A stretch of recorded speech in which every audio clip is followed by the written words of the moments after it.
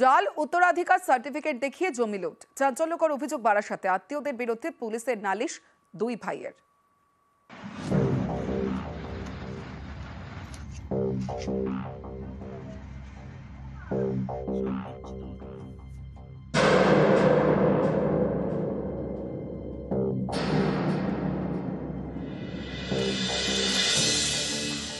উত্তর 24 পরগনার বারাসাত, এখানে জাল উত্তরাধিকার সার্টিফিকেট বা জাল ওয়ারিশন সার্টিফিকেট তৈরি করে জমি লুটের অভিযোগ। বারাসাত পুরসভার 29 নম্বর ওয়ার্ড বরিশাল কলোনির কুতুলশাহী রোড এলাকা। এখানকার বাসিন্দা ছিলেন কল্যাণ দাস এবং তাঁর ভাই নীলরতন দাস। দুজনের নামে একটি জমি রয়েছে। এই দুজনের কেউই এখন বেঁচে নেই। কল্যাণ দাসের ছেলে রাজীব এবং বাপ্পা উত্তরাধিকার সূত্রে দুজনই বাবার ভাগে জমি পেয়েছেন। তাদের কাকা বিয়ে করেননি, তাই কাকার মৃত্যুর পর জমি উত্তরাধিকার পাওয়ার কথা তিনজনের, রাজীব ও বাপ্পা।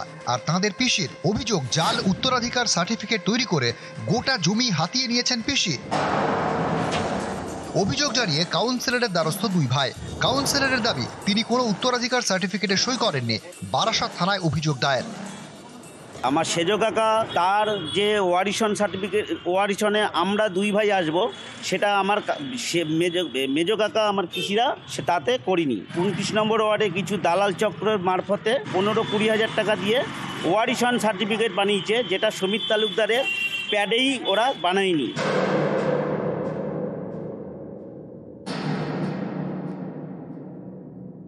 যেহেতু তার কোনো বিয়ে তা করেননি, সন্তানাদি নেই, কিছু নেই, তাহলে সেই সম্পত্তিটা ওয়ারিশ কিন্তু প্রত্যেকেই হয়। কিভাবে হলো, কেন হলো, আমি এখনো যদিও কাগজপত্র কিছুই দেখিনি। আইনি তদন্ত এবং এর পেছনে যে বা যারাই থাকবে তাদেরকে তদন্ত করে ধরা। বারাসাত থেকে জিয়াউল আলম, নিউজ 18 বাংলা।